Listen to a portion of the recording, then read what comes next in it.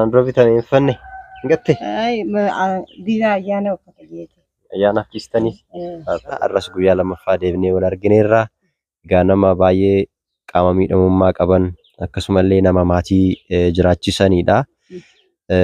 Egaa rakkoo qaama miidhamummaa illee ni qabu. Waggaa meeqatte dhalootu maali kun? Waggaan dadhabdeeta.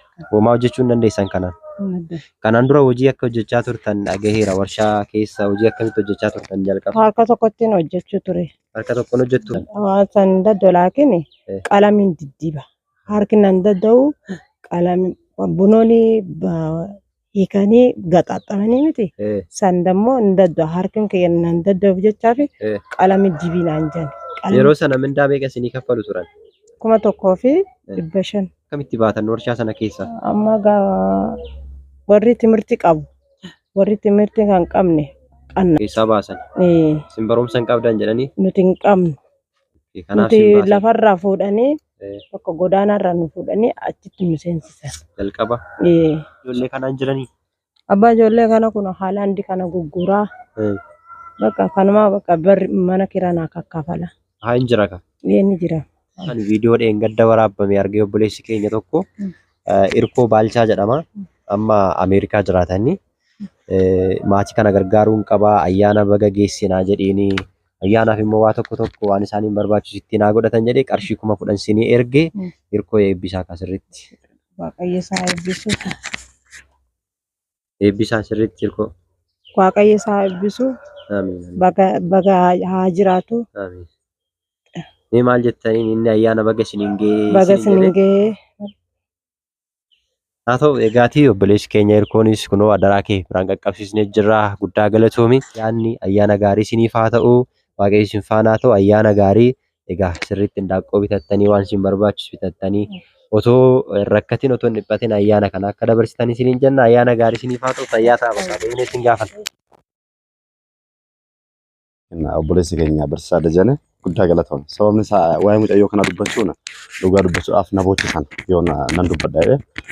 Duratti Bishooftuu Automotive Engineering Industry keessa hojjechaa turte. Anis yeroo sana hojjechaa ture akka ta'e waggaa naannoo waggaa 6 hojjedha achi keessa. Isheen waggaa 5 ol kan isheen achi keessa hojjette. Qaama miidhamtoonni haadha hin qabne abbaa hin qabne achi keessatti akka dhufan godhamee ture. So jarra kanas achiidha kan isaan fudhamanii dhufanii kan achi fuudhee dhufe iddoo kan jedhamu General Managerii dhaabbata sana turedha. Inni fuudhee dhufe achitti hojjechiisaa osoo jiru akka tasaa ta'ee dhukkubsatee du'e namtichi sun jechuudha. Yeroo inni du'u manajara biraa dhufe manajarri sun immoo maal jedhee hojjetaan dhaabbata tokko keessa hojjechuu danda'u yookiin achi keessa hojjechuu qabu namoota barnoota qabanii digirii fi dippiloomaa yoo taane achi keessatti nama barbaachisu jechuudhaan warra ogummaa hin qabne yeroo sana daandii irraa fudhatamaniiti kan isaan dhufa waan ta'eef jara kana akka ari'aman godhe. Yeroo ari'u kanallee kaasaan inni kenneef omtuu leen jiru waan isaan ittiin bakka tokko boqochuu danda'an yookiin immoo bakka tokko buufachuu danda'an omaan kennineef sababa kanarraan kan ka'e mucayyoon kun baatee daandii irratti kufte. Daandii irratti kuftee yeroo jettu egaa akkuma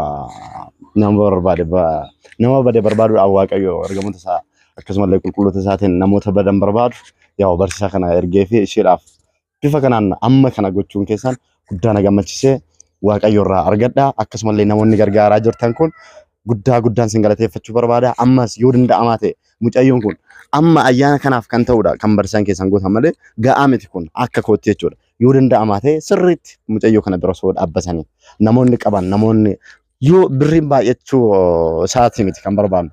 Yaa xiqqatu birriin kun anugaadha birriidha waan ta'eef waa'ee tokko mucaa kanaaf gochuu danda'a. Akkasumallee ijoolleen kun akka barataniif furmaata ta'uu danda'a.